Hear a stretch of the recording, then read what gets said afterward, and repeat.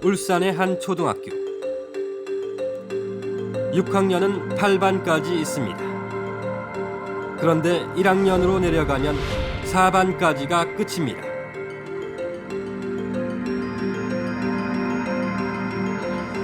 지난 연말 겨울 방학식.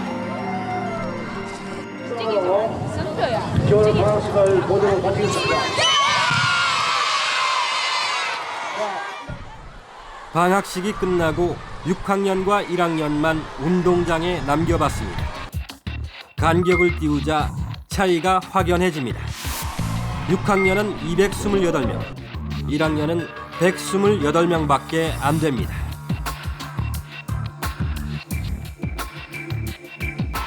불과 5년 만에 거의 절반으로 줄었습니다.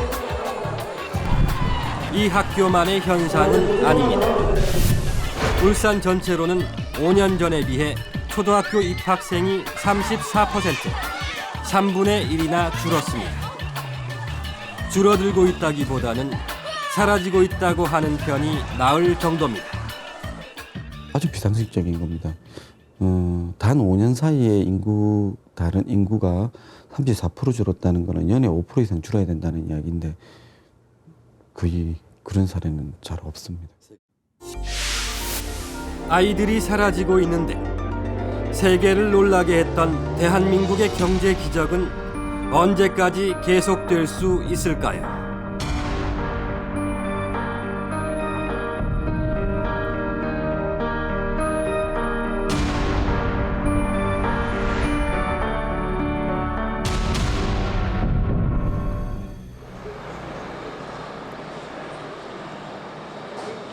일본은 우리보다 10여 년 먼저 저출산을 겪었습니다.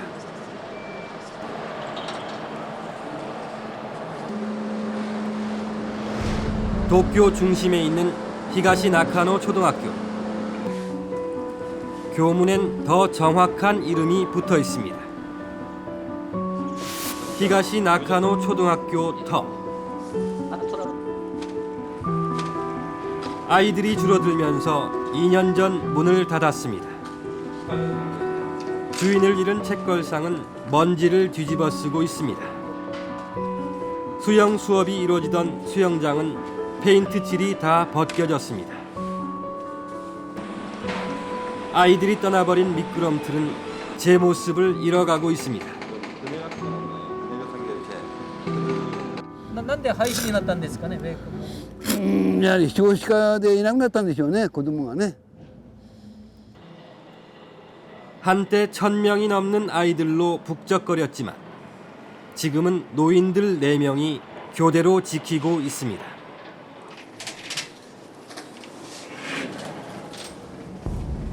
초등학교의 다음 차례는 중학교입니다.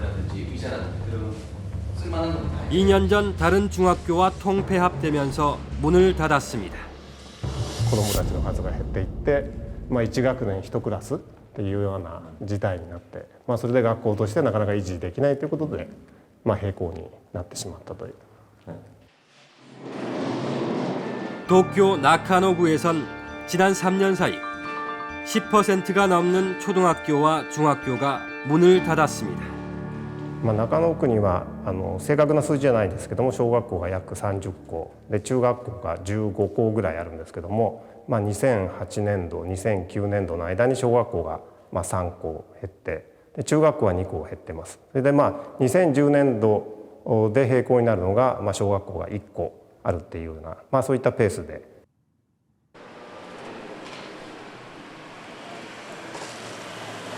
도쿄 신주쿠에 있는 장난감 미술관.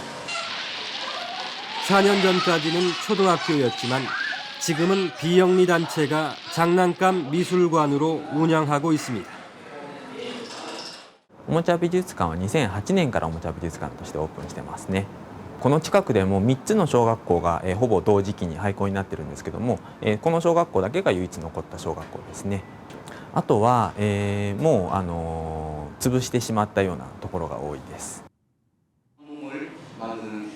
한국에서는 농촌 지역에서 주로 생기는 폐교들이 도쿄의 도심 한복판에서 무더기로 생겨나고 있습니다. もともと中野区という隣の区でおもちゃ美術館があったんですけども、地元の住民の人たちの声によってこちらの方に移転してきました。 일본은 1980년대 후반 저출산 현상이 본격화됐고 한국은 1990년대 후반부터 저출산이 급속히 진행됐습니다. 그런데 한국의 출산율이 훨씬 낮습니다. 유명 주간지 동양경제의 20년 전 커버 스토리. 경제 전문가 129명을 상대로 설문조사한 결과 2010년엔 일본이 미국을 제치고 세계 제1의 경제 대국이 될 거라는 전망이었습니다.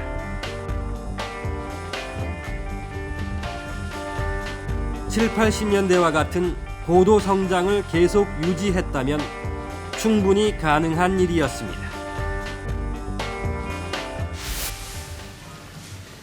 지난달 중국 정부는 2010년 경제 성장률이 10%를 넘었다고 발표했습니다. 感谢在座的媒体，巩固和扩大应对国际金融危机冲击的成果，保持经济平稳较快发展，促进社会和谐稳定。 다음 날 일본 주요 신문들은 똑같은 머리 기사를 실었습니다. 중국이 일본을 앞질러 세계 제2위의 경제 대국으로 올라섰다는 소식이었습니다. 언젠가 올 것이 온 것뿐이라는 듯 일본에서는 담담하게 받아들이는 분위기입니다. 中国の発展に対して果実をやっぱり共有できるような形で、行っていくということが必要だろうと。むしろ一緒になって成長をやっぱり遂げることが一番重要だというふうに思います。 일본으로선 잃어버린 20년입니다. 잃어버린 20년의 밑바탕에는 저출산 고령화가 자리 잡고 있다는 뜻입니다. 少子高齢化になりますと国全体の需要内需そのものが減ってしまうという傾向がありますので、日本のこの20年間なぜ、デフレ圧力が、止まらないとかなぜ GDP 成長が1%、2% にとどまっているのかっていうことを考えればやはり人口の減少が非常に大きい要因だと思います。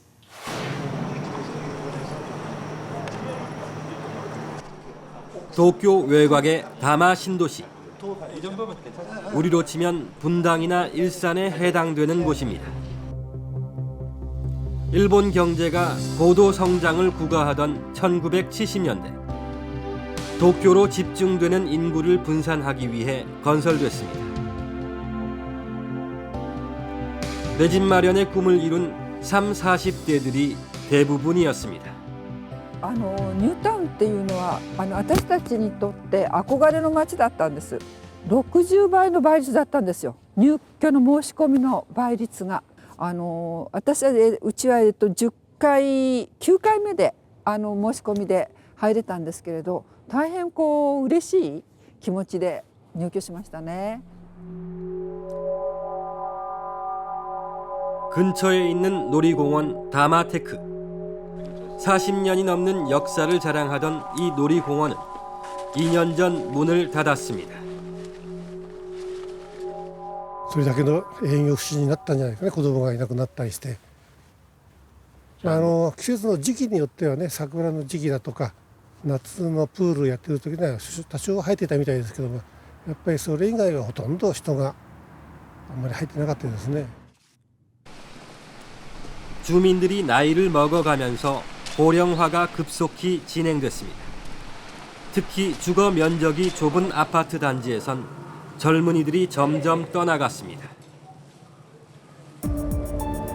고령화와 함께 상가는 절반 이상이 문을 닫았습니다. 굳게 닫힌 셔터에는 가게를 세놓는다는 안내문들만 쓸쓸하게 나붙어 있습니다. 남은 가게라 해봐야 할아버지들이 주로 찾는 주류 전문점, 노인들의 간병을 도와주는 복지기관, 그리고 미장원이나 빵집 정도입니다. 빵집을 운영하는 미야 할아버지. だから私が3年前に入る時は2軒しかなかった。このお店がなんか一番繁盛しているように見えますけど。ああ、それはうちも大変苦しい、ここ家賃払ってやってますから、今ここの家主に要望書を出してもうちょっと家賃安くしてくれないかというようなことを頼んでるところなんですよね。 도쿄의 한 슈퍼마켓. 식료품을 고르던 할머니가 장바구니 바닥에 무언가를 숨깁니다. 정상적인 손님으로 보이려고 일부는 돈을 지불했지만 일부는 숨겨서 나가다 적발됩니다. 지난 10년 동안 도쿄에선 먹을 것을 훔치다 붙잡힌 노인들이 무려 7배나 늘었습니다. 대부분 훈방으로 끝나지만 교도소로 가는 노인들도 많습니다. 노인들만 수용하는 노인 전용 교도소를 따로 지어야 할 정도입니다. 양로원처럼 노인들이 거동하기 편하도록 통로마다 손잡이가 달려 있습니다. 의료시설을 강화한 점도 노인 전용 교도소의 특징입니다. 식료품이나 약을 훔치다 잡혀온 노인들이 대부분입니다. 먹여주고 재워주니 차라리 교도소가 낫다고 말합니다. それがもう今高齢のため仕事はないしね、世間は不景気だし、それは心配の一つですね。 지난 20년 동안 노인 인구는 2배 정도 늘었는데 노인 수감자는 5배로 늘었습니다.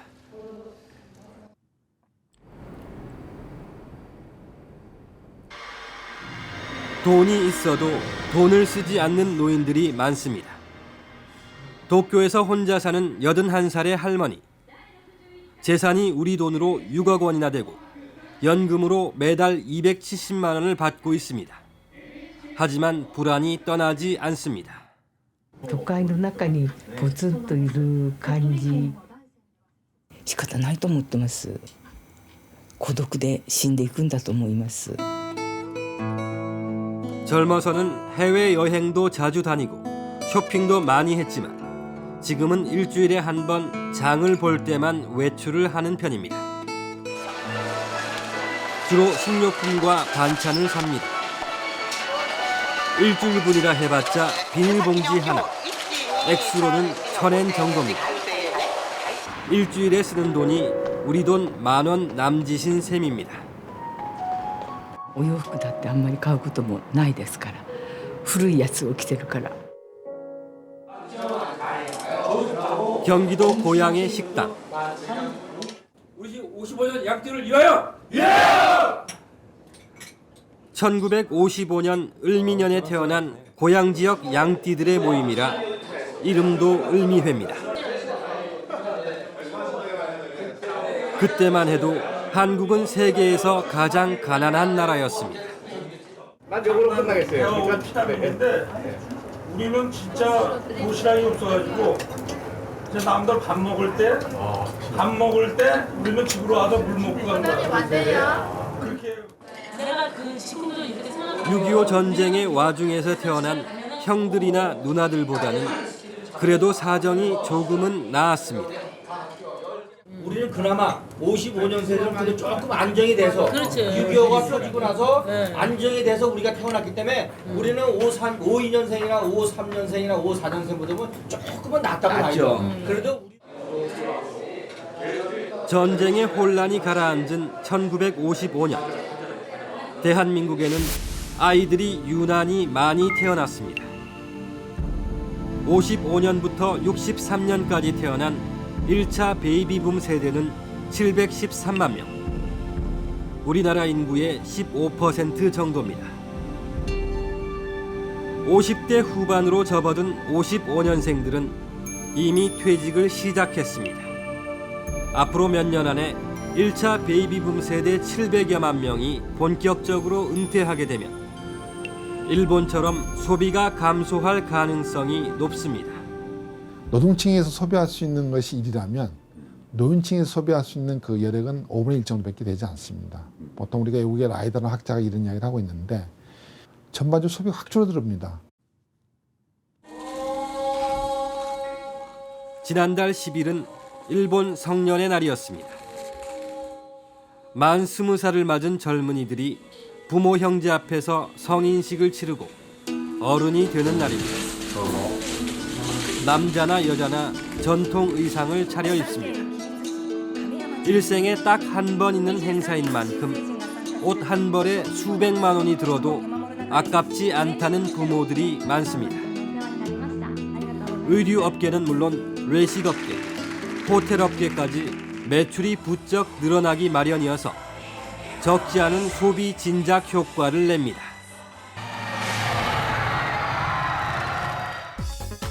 성인식을 치른 젊은이들은 124만 명. 정점이었던 지난 94년에 비해 100만 명 이상 감소했습니다. 출산율이 급격히 떨어지고 나서 20년이 흐르자 젊은이들이 줄어들고 있는 것입니다. 소비가 왕성한 젊은이들이 줄어들면 경제도 위축될 수밖에 없습니다. 도쿄의 쇼핑 1번지 긴자입니다. 세계 제1의 명품 소비국 일본에서도 명품 매장들이 몰려있는 곳입니다. 지난 크리스마스, 긴자의 세이부 백화점.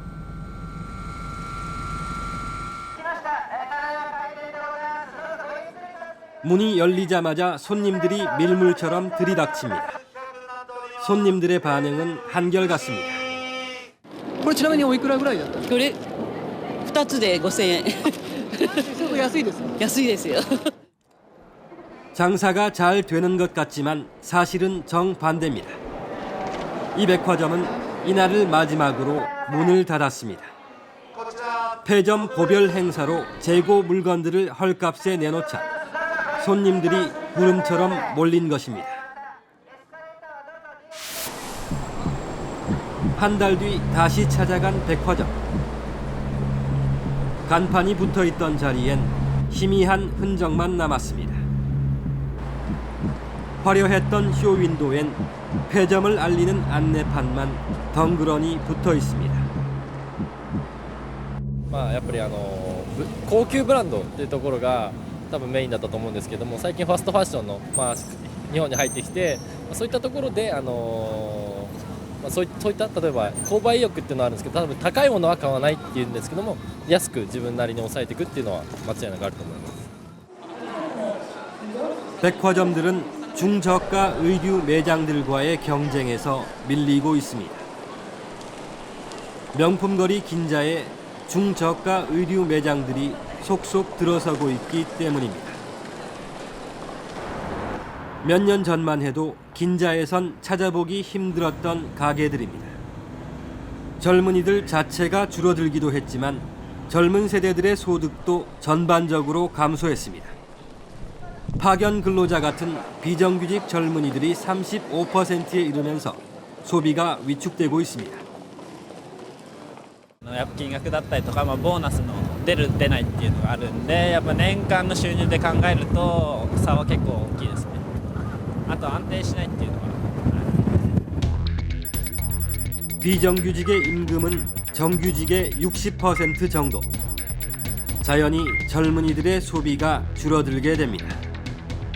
やはり今ですね、日本ではやはり高齢者がお金を持っていて若い人がお金を持ってないとよく言われるのはですね、若い人が自動車を買わなくなった、買えなくなったということは今かなり問題意識が高くなっています。また海外旅行へ行く若い人が減ってしまった、そういうことも大きな問題になっています。ですので若い人が減るだけでなくて若い人がきちんとした職に就けていないことで若い世代の消費がすごく停滞していると思います。 일본 후생노동성은 지난해 지속가능한 사회 실현을 위한 고용경제 시스템 보고서를 발표했습니다. 젊은 층의 비정규직 증가가 일본 경제의 활력을 떨어뜨린다는 내용입니다.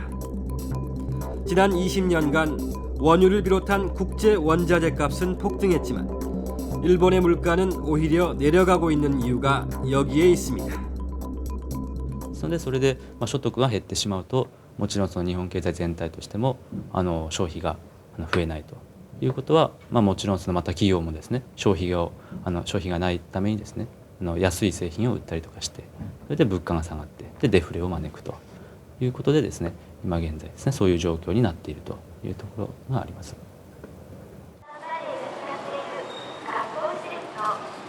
도쿄의 한 전철역. 퇴근 시간 전철역에서 쏟아져 나오는 인파 사이로 40살 이마무라 씨가 있습니다. 광고판을 들고 있는 것이 이마무라 씨의 일입니다.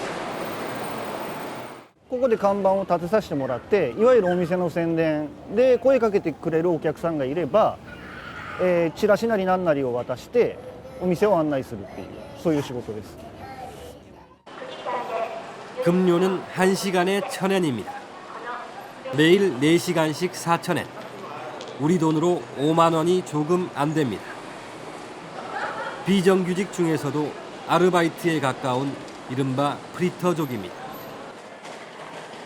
저녁 8시 광고판을 수레에 싣고 퇴근을 합니다. 이마무라 씨가 기거하는 곳은 근처의 PC방. 우리나라 PC방과는 달리 칸막이가 쳐져 있습니다. 앉은뱅이 책상에 컴퓨터와 텔레비전이 놓여 있습니다. 머리 위엔 옷가지며 우산이며 신발이며 각종 생필품들이 어지럽게 걸려 있습니다. 책상 밑으로 다리를 넣어야 겨우 한 사람이 누울 공간이 생깁니다. 住み始めて1年半ぐらいで狭いといえば狭いですけど寝るには困らないんでそんなに不便はないですね。 하루 이용료는 2,400엔, 하루벌이의 절반이 넘습니다. 전자레인지에 밥을 데워 컵라면과 함께 늦은 저녁을 먹습니다. 이렇게 하루 3끼를 먹고 나면 남는 돈이 없습니다.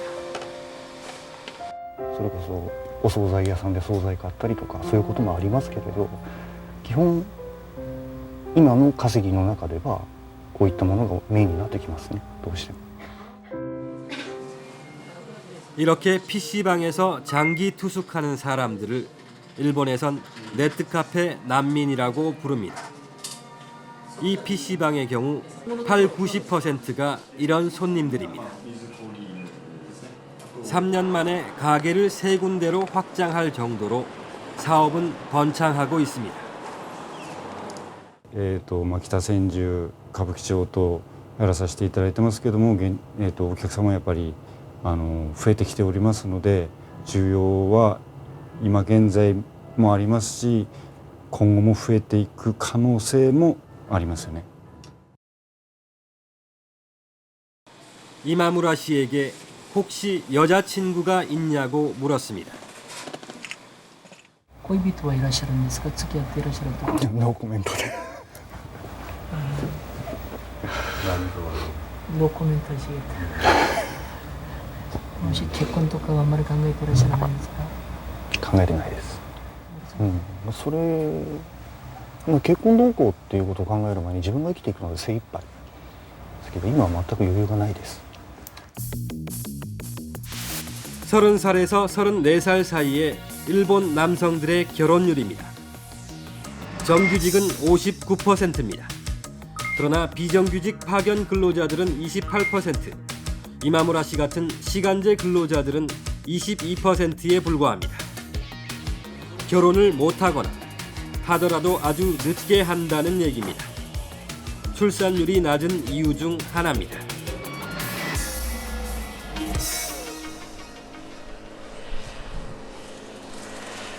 남의 나라 이야기가 결코 아닙니다. 우리나라를 대표하는 기업 현대자동차. 조립 라인에서 일하는 젊은 사람들은 거의 다 하청업체 소속의 비정규직입니다. 30살 김모 씨의 얘기를 들어봤습니다. 돈 한 110만 원 벌어서 세금 떼고 좀 보험도 들어야 되잖아요. 또 전기세, 뭐 전화세 이거 다 떼면 실질적으로 먹고 사는데 드는 돈이 남는 게 50만 원 정도다.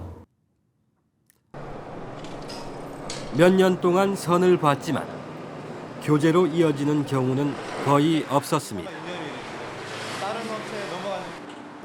소개팅 같은 거 하면 이렇게 어디 다니시냐 이렇게 물어볼 거 아니에요. 그러면 저는 말을 하지 않거든요. 그래가지고 옆에서 이제 친구가 얘가 자동차에서 일한다. 그러면 이제 여성분이 그때 하청업체에서 일하시는구나 이렇게 얘기를 해요. 돌아다니는 여자들이 다 나쁜 여자로 보이고. 어렵사리 교제를 시작해도 또 다른 걸림돌이 기다리고 있습니다. 여자친구 부모님께 인사를 드리러 가면 매번 같은 질문을 받습니다. 어디 다니냐 이렇게 물어보세요. 저 현대자동차 하청에 있습니다. 이렇게 얘기하면 그래가지고 지금 사겠냐, 애를 키우겠냐 얘기를 하십니다. 왜냐하면 저희 사정을 뻔히 알고 계시기 때문에.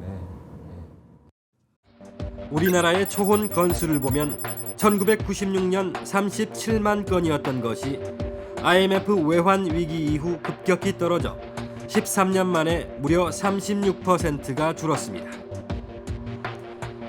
이에 대해 한국은행은 IMF 외환 위기 이후 비정규직 증가로 고용이 불안해지면서 젊은이들의 결혼이 줄었다는 분석 결과를 내놨습니다. 외환 위기 이후에 청년층들의 취업이 매우 어려워졌고 그로 인해서 소득이 줄어들었으며 아울러 주택 가격이 지속적으로 상승해왔기 때문에 결혼을 위한 비용을 마련하는데 애로사항이 많이 늘어나게 되었습니다.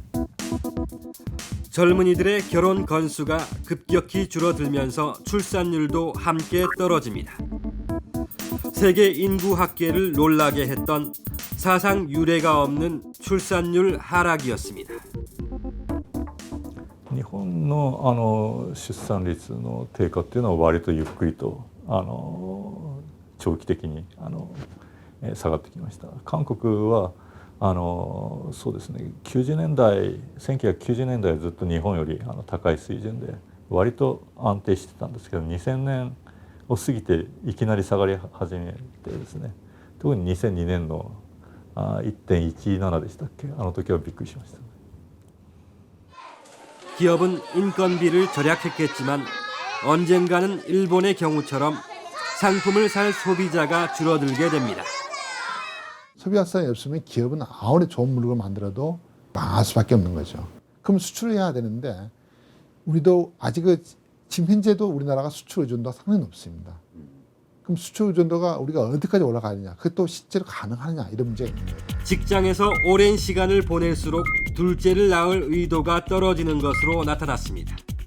일주일에 5일 넘게 일하는 여성들은 둘째 출산 계획이 있다는 비율이 현저하게 떨어졌습니다.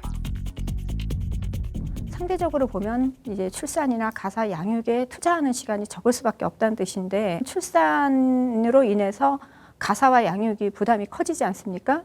그러니까 자연히 일을 포기하는 것보다는 출산을 포기함으로써 균형을 맞추려고 하겠죠. 전철에서 내린 엔도 씨가 회사로 출근합니다. 아침 10시. 동료들은 1시간 전에 이미 출근을 끝냈지만 1시간 늦게 출근합니다. 時短勤務というのを利用していまして、朝保育園に子供を送ってから出社しています。 하는 일은 다른 직원들과 똑같습니다.